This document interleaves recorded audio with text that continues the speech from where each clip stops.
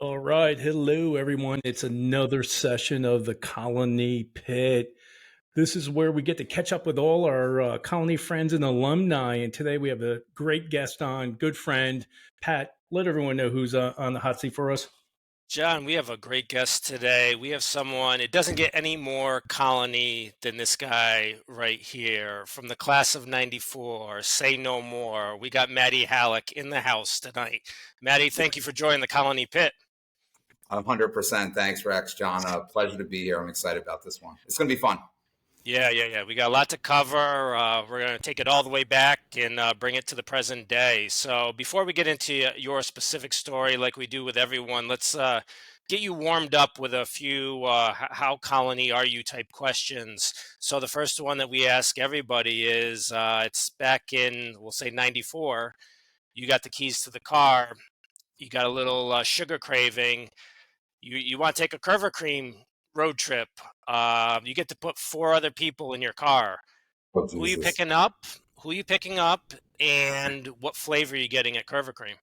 Yeah, that's actually a great question. I'll spin it a little bit real quick because I can be long-winded, but I'm going to condense this. So it would have been my 98 Buick Skylark Supreme edition Ooh. that I was Nice. driving at that time.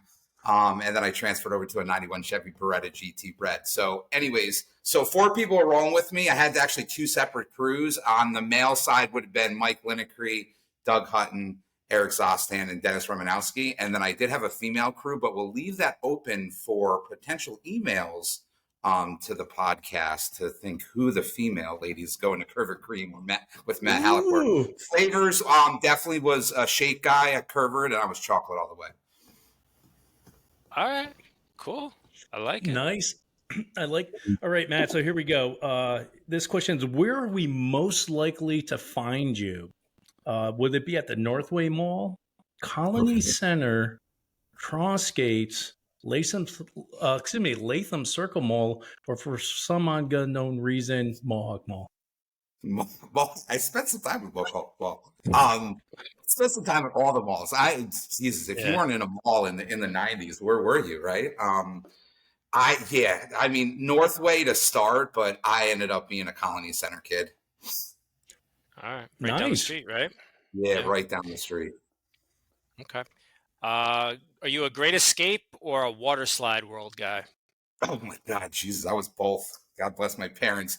Um, I was going to the Great Escape with my sister and my mother and father since I can remember. And I remember it's obviously different times. They used to give us guns and we could like shoot the fake actors and we would wear sheriff badges. So I Yeah, love you the ain't doing Great. that no more.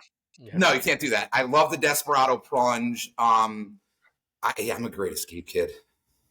All right. Cool. Very nice. All right, here we go. So again, 1994. It's Friday night. You and the boys are going to head out to, where are you going? Blockbuster or Hollywood Video? Oh my God, great question. Had cards to both of them, VHS rentals, plus you would get combos with the video games too. So discounts there. Blockbuster was just close down Sand Creek, take a right on Wolf, Yep. and it was right there on the left. So I was a Blockbuster kid. But I had Hollywood Video based on if I was rolling with a crew somewhere else throughout Colony. Good question. Nice. And here's a bonus question. You already answered it. You already said you did have a Blockbuster card. And then here it is. You're walking in there. Where's the first section you're going to visit when you walk in? Oh, Jesus. Great question. So I'm a tried and true action junkie. I just love action movies. So my father kind of got me into those at a young age, probably before I should be watching some action movies. But yeah, I'm a tried and true action movie. In my older age, I like thrillers, crime. But I'm still an Nice. action. Yeah, for sure. All right. I'm a adrenaline junkie. All right. So when you were hungry back in the day, I'm going to audible a little bit on the answers here. Were you Ralph's Tavern, Little Anthony's, or Inferno Pizzeria? Oh Ooh. God, Jesus, you put me on this is the hot seat. This So, is, man. Ralph's was less than a mile from my house, and it's a staple. But I will have to say, We did go Inferno a lot of the times. Yeah. Go Inferno Old a lot of the school. times. Old school, gotta love it. But yeah, Yeah. try and represent Rouse Tavern. Nice. All right. So here's a scenario. It's snowing out. All of a sudden, we get the infamous sign: "School is canceled." Yes. Where are you going tubing?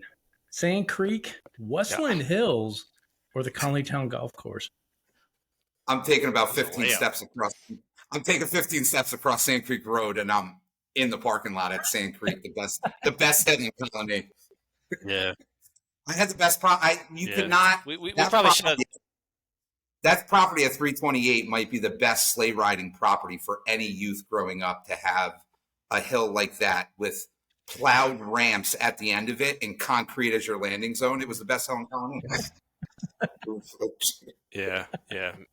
Many lives were risked on that thing. We can spend a whole podcast session on just sledding down that thing, because I know I had my one big accident on it, and it's unforgettable. But anyway, we're not going to spend time on that. Last one here before we get into your story. Video games: Dragon's Lair, Space Ace, or Afterburner? Or pick a different one. Jesus, there's so many. So I could spend like 30 minutes on this. Dragon's Lair was so immersive. Like, it was the first game you're like, whoa, what the heck's going on? It wasn't like just 2D, like you thought things were happening. It was cartoon-esque.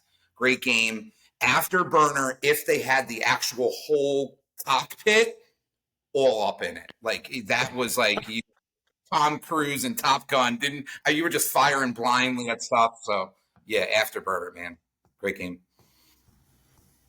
Nice. Cool. All right, man, we're going to get this party started right now.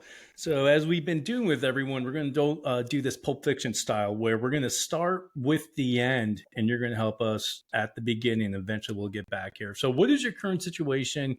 Kind of like, are you married with kids, and where do you live? Yeah, so reside in the West Coast is the best coast of Tampa, Florida, now for the last 20 years. Wife Nadia, that I met in college. So we are 20 plus years deep in our relationship, and then have our oldest daughter, Sophia, who's a freshman at our legacy. She's a legacy kid. She plays softball at Mount St. Mary College in Newburgh, where Nadia and I went.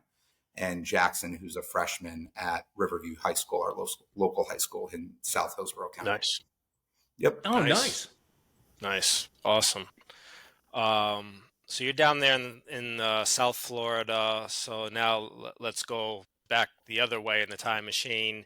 You've pretty much already kind of answered this, but tell everyone kind of where you grew up, which you have the easiest answer to that, because everyone, even if they don't know where you live, they're going to easily be able to picture this. And then just talk about maybe some of the people who lived in that general area there. Yeah, so we were kind of I would say classified as like the West Albany kids, but I lived at 328 Sand Creek Road, which if in the 90s, 2000s, 80s, I grew up there since 76 when I was born. It was the blue house across the street from Sand Creek Middle School. So if you didn't know I lived there, you probably drove by it at one point. Huge willow tree. Yeah, we had a pretty cool crew. I would say really the closest one was Mike Lineker. He was the street over, right? We pretty much grew up together.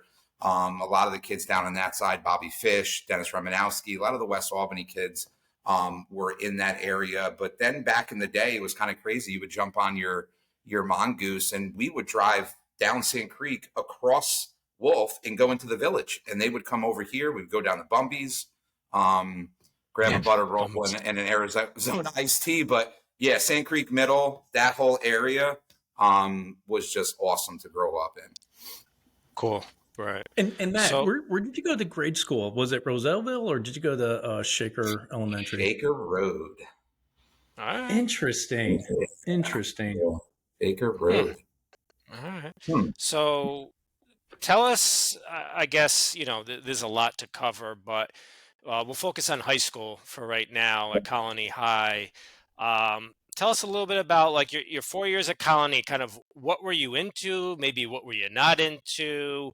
Like when you think about your high school years in a very high level nutshell, What was high school like for Matt Hallock? Yeah, great question, Rex. I actually talk about this weirdly enough frequently, and I'll probably explain later in the podcast. But my high school experience was pretty cool, unlike most. Very involved in sports. Obviously, that stems from my father, my youth, playing through the Garnet and Gold system, but as well as outside the umbrella in the rec system under Colonie. But yeah, played basketball and baseball all through my 4 years.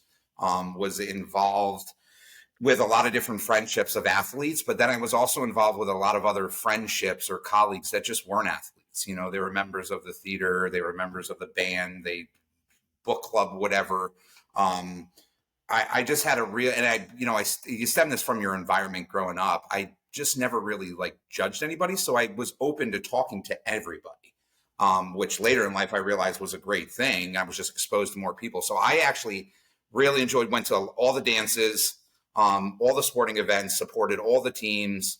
I just had uniquely a really, really good experience, had a great relationship with staff, faculty, anybody that worked there, from janitors all the way up to our principal cachadorian.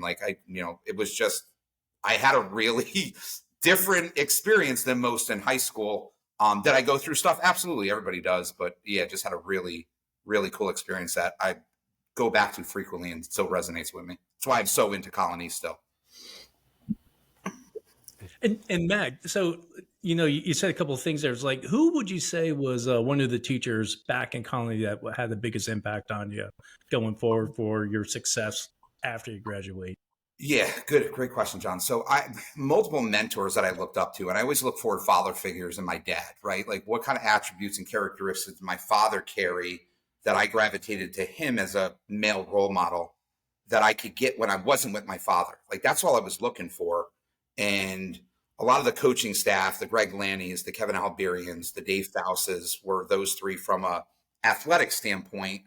I was very blessed through that whole transition to have those leaders as coaches, and they represented a lot of the characteristics of my father. But the James Sheehan's of the world, were probably some of the biggest impacts that I had as an educator. I'm going to miss out on a ton of people. But yeah, those probably were the four that, Chappie was a big one. Like, I could sit here and it'd start spinning to me, but those four probably had the biggest impact on me in that moment, and still do. I carry a lot of character traits from them into coaching youth, early career talent, what I do now. All right. Now, you were a basketball and baseball guy, correct? All 4 years. Were there any other sports maybe in like 9th or 10th that I missed? But it was pretty much basketball, baseball, right? Yeah, I broke my father's heart when I was 12 and I stopped playing football because I was a middle linebacker and a fullback, and I hated being involved in collisions every play. Yeah, I just played going into junior high, and then into high school. Just baseball was my gift, and basketball, I was a hip hop kid in the 90s growing up watching Jordan, just loved playing basketball. And I got to play, for the most part with my best friend and Joey Tremarkey. So it was just fun being alongside him for that ride too. So. Right. Nice. Cool. And Matt, so I ask everyone this question. I'm always just curious. If you had the chance to go back right now today and go visit a very young Matt Hallock walking in through Colonie Central first day, freshman year, what would you tell him? Work harder. Just work harder than I did. There was a lot of times you just don't know what you don't know, right? I think I had a unique gift that was underutilized and leveraged, and I could have just worked harder educationally, academically. I could have worked harder, which would have opened up more doors for me in the realm of potential colleges that I could have got into, scholarships, grant money, and then I could have just went deeper as far as my mental and physical developments of the sport that I played, to be a better, not selfishly for myself, but to be a better teammate. So if I could go back and that's probably the one thing I would have invested more time in myself to be better for others, weirdly enough. Yeah. Yeah. Well, I can attest we only played together on a team for 1 year, your junior year, my senior year on a hoop team. And I can attest, you were a really good teammate. And I think it's no secret baseball was your thing. I knew it, you knew it, everybody knew it, but you were a solid basketball player too. But in that year, we had a pretty good team, well above Yeah. average team, and we were Yeah. loaded with guards. And you had more of a reserve role. But the one thing I always respected about you, and I probably should have said this when I was 17, not when I'm 48, but everyone. You knew that baseball was your thing, but I always felt like you gave the same effort and Yeah. attitude while you're playing basketball, which was more I guess I'll call it your second sport. Whereas Yep. some kids, they go hard at their primary sport and then they kind of have this other sport they play, but they're not taking it too seriously. It's just kind of like to mess around. And I think that's a great lesson for any kids out there listening is if you're going to join a team, be a part of the team, put your all into it, because although it may not be your primary sport, there's some kid on the team whose that sport is their primary sport. And I happen to be that guy for basketball. That was my only sport. So Yep. I always appreciated that about you, is that, even though you weren't playing a ton that year and, baseball, you were the man, you took basketball just as seriously. So. Yeah, I appreciate that, Rex. Yeah, I mean, that stems now. I mean, looking back, it's easy in retrospect, but that stems from my father. I remember coming into that season and knowing, I mean, we all know each other for years, right? But I knew I had a role on the job on the Yeah. team, and that was to bust my ass in practice to allow you guys to be prepared for the games. And then if we won more, everything's just more fun. Like winning solves a lot of problems and makes things a little bit more fun for the youth sports. But I knew that I had to push myself to challenge you guys in practice so you guys could be better. And heck, if you're better, you blow out teams, and I got minutes too. So Right. Right. again, Dick Hallock coming through, setting standards and expectations on what I should do, which is right, which was logic and fact. And I just stuck with the game plan of what my father told me to do. Yeah, your dad was a good guy. I don't want to say like I knew your dad really well, but I was around him enough to know he was kind of out of that old school mode and you do it the right way. And I remember working at the Colony Cook Park baseball fields. I would be up in the booth doing the announcing and the scoreboard, and I had no idea what I was doing. But they still let me do it, and Yeah, they paid yeah, me too, and they gave me like a free freeze pop at the end. So I was like, yeah, hey, I'll do this. But I remember watching your dad coach, you and like the Babe Ruth and the Mickey Mantle or Connie Mack, whatever those things are called, and your dad was all in. It didn't matter if it was school ball or not school ball. Your dad was fully invested, so I can see where you get some of that from. yeah, 100%. Like he came out of obviously being an All-American at Siena, then head coaching at Siena football, had me transition to Bishop McGinn with his best friend and running back at Siena, Joe Grasso. So the two of them went on a run in the 80s as a dominant private Catholic school throughout New York. And I grew up on the sidelines in the locker room, just absorbing Right. stuff. And I had to run off and grab the freaking orange kickoff tee and run it back before I got smoked. So Right. I learned a lot from my father by listening and watching the dynamics of him understanding character traits of not coaching one certain style for all kids, but really resonating with each kid and be able to get the most out of them. And then when he started coaching youth sports, he had the same standards. Like he coached us like we were high school, college kids when we were 10. It was Yep. a challenge for some parents and for some kids, but through my dad's passing and transition, when people are coming back, everybody has a story on how it made them better. And it really just showed his gift on coaching youth sports and the impact that he had on just the youth in general in the Capital District. So yeah, crazy.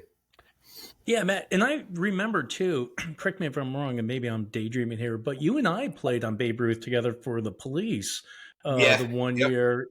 We did. And I just remember the one thing about you playing that everyone else there was, how can I say, they're like lollygagging. Anyone on the team, I apologize. But when you were playing, there was like a different mindset. Like you could tell, like there's certain, like you, Mike Yokase, and there's certain, kids Yep. out there that they had like a different mindset playing. And I actually saw that. I said, man, that dude is zoned in when he played. And I think you can remember the rest, of us slackers are out there. But that's one thing I do remember about you. And I remember your dad being there too and coming out and coaching. And like I said, man, your dad, made you kind of rethink how to play the game. And I always felt that, was good, actually made me a better player. So yeah, I mean, that's the one thing, when you called in, I was like, I got to tell this to Pat. I don't think that, that I was you and going to I bring it played up, but together. yeah, I'm glad that you did, Yeah. John. John, I knew you were lollygagging, so that wasn't news to me. But Pretty much. yeah, there's no doubt about that. Yeah, Pretty Bobby much. Eccles was on that team. We had Bobby Eccles. Yeah, we Yeah. had it was a fun. Shout out to Bobby Eccles. That's my Yeah. guy. Yeah, Yeah. That was a Jack Murphy coach team. Yeah, yes, I it was going to say was. Jack Murphy was a coach. Yeah. Yeah, He's a good dude. Jack. Yeah, he was another character. I was just watching the Bad News Bears with Buttermaker. Not that Jack was like Buttermaker, but he had character traits of it. Yeah, that was fun moving up. You move from the little league field, the next thing you know, you're playing on a Major League Baseball field. It's a whole different experience. One of the biggest transitions in sports. Soccer's another one because of the length of the field and the size of the goals. But baseball, if you've thrown a ball in little league from third base to first, and then you go on a regular size field, it's a lot different when you run. When you're hitting a ball and you are trying to get through the bag at first in little league, and then you do it for the first time up on the Babe Ruth or Major League field, you feel like you're still running forever. Right. But yeah. I was going to say, Matt, did you guys make a run as a little league? Were you on the team that actually went pretty far out there? I remember that about you, because always in Colonie Babe Ruth, there was always a group of kids. Like when I was in, it was like John Levy, Art Eastman, Jeff Ledoux, like all these kids, like Billy Mackey. They were all on this team, and they were little league. And then they were coming to Babe Ruth, and they had to break up. It was the Justice League, as Yeah, the Justice League. Yeah, it was a burn. So there was a run from 97 to 89 in Colony Little League. 87 to 89. 87 was the Levy year. They won the state championship, went to Bristol, Connecticut to fight in the Eastern region to go to Williamsport, and they lost out. We came in next. I was a younger kid because I was December, so I was an 11-year-old on the 12s, and that was with Tremarky, Bartlett, all those guys. We made a run to Haverstraw in the States, and we blew it against Massapequa in Long Island, and we lost the States.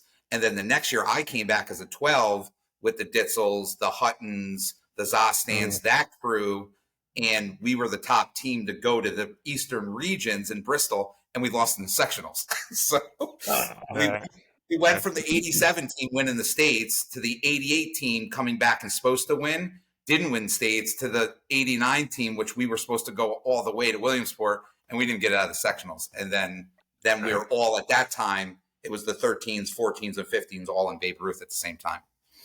Yeah. So obviously, baseball was your thing. You did really well in high school. Tell us a little bit about, were you heavily recruited coming out of high school, and how did you get to Mount St. Mary's? How did that whole process work? That's a great question, Rex. And there's only a few people that know my recruitment story out of Section 2 in Colony High School. So I was not heavily recruited. My father just had a network of people. I was planned to go and recruited at a young age to go play for Rossi at St. Rose. That was the agreement. I was going to go be a local kid, stay home, be able to draw a lot of people because of my father, and come into St. Rose on scholarship, stay home, and be a local kid. I had opportunities in New Jersey and Pennsylvania at a D3 level, but nothing D2, which is crazy. But St. Rose, Rossi was like, I know your dad. You're a good ball player. You're going to work hard. You're going to challenge some people, and you're going to compete. So we sat down before signing day a couple weeks in his office, and Rossi looked at my father and I said, Matt's going to have an opportunity and he's going to start on JV. And my father looked at me and I looked at him, and my dad's like, he's not going to get a chance to compete in the fall for the varsity team as a freshman. Because my father knew I was just going to outwork everybody. And I'd have a shot to compete, but I would outwork everybody. And Rossi said, no, we're going to put him on JV. And he shook Tony's hand and we walked out the door. And Tom McTanamy from Mount St. Mary was in the wings waiting, and he gave me every opportunity to compete. And I went down there freshman year. I hit in the fall, and I started as a freshman.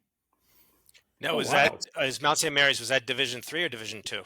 Yeah, D3. They just the program was maybe in its about 15th year. They just turned the corner with Coach Tom in recruitment. He was starting to pull a lot of kids from New Jersey, Long Island, Connecticut, Pennsylvania. So they started to bring talent into the Mount. Okay. They were a good team. They started winning conferences. They never could get to the NCAA tournament ever, any sport, but baseball was close to doing it. And he gave me the opportunity to come in and compete in the fall to start. And I hit. Didn't start the first game in spring down here in Florida, but I knew I was going to play because I could hit. And I showed that, and I worked hard, and I understood the game from a mental aspect. I was a good base runner. I was just a good teammate. And our left fielder pulled his hamstring first play of the game spring season, and I went in and played from the second play. I started all 4 years, was rookie of the year, 4 years, all state Division III, and then just had a storybook blessed career at Mount St. Mary. Nice. Wow. That's impressive, Matt. That is very impressive. Wow. Yeah, I got to do a lot of things at that D3 that people sniff at playing college sports that not a lot of people can say on their resume. I played at Yankee Stadium twice and Shea Stadium. I played at Shea and Yankee Stadium in the same week as an 18 and 20-year-old. Yeah, Nice. so a lot of people don't know that. I played in the All-State game, Division III versus D2 New York in Yankee Stadium, and our conference championships were played at Shea. Wow. Like, hey, let me ask you this. So, no, go ahead. Go ahead.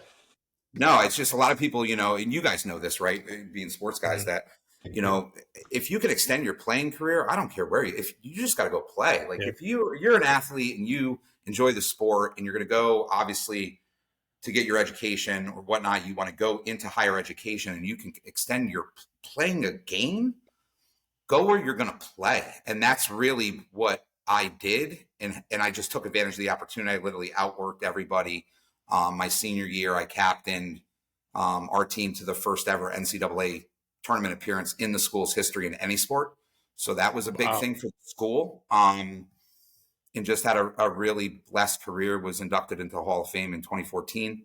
And just hold a bunch of records there. And I give back to the program 20 years later in a lot of different ways, because it made me who I was or am a part of it. And your daughter's there now playing, correct? Yeah. Sophia turned down some opportunities in Georgia, in New Jersey, and in Massachusetts, and left some money on the table because she wanted to be a legacy kid. She was going to go play softball in college. She was extremely comfortable on that campus. She's been there since she was like 7 or 8 years old, knows a lot of the faculty, knows the coaching staff, knows the grounds, and she wanted to go where she was comfortable. Plus, they're tied to psychology, and she's going to get her doctor of physical therapy post graduation. So yeah, she's a legacy kid. In 2 weeks, she's going to be in Florida, and I'm going to watch her start her college career for the Blue Knights, which I wore, which is crazy to me. Wow. Pretty cool. That is awesome, dude. Yeah. That is really, something, Matt. I have a question for you, but we're running here just on time, and I think this would be a good spot to end this one and then start off. But I got a question for you on the next one. So for actually on that, I'll just turn over to Rex to get us out of here for the next one. Yeah, we're going to continue on here in a different part 2 episode with Maddie Hallock. We encourage all our viewers to hit that subscribe button. It would help us out. And we will be back with Maddie Hallock in part 2 with more Garnet Gold, Mount St. Mary's, and South Florida stories. So we'll see you then. Peace out.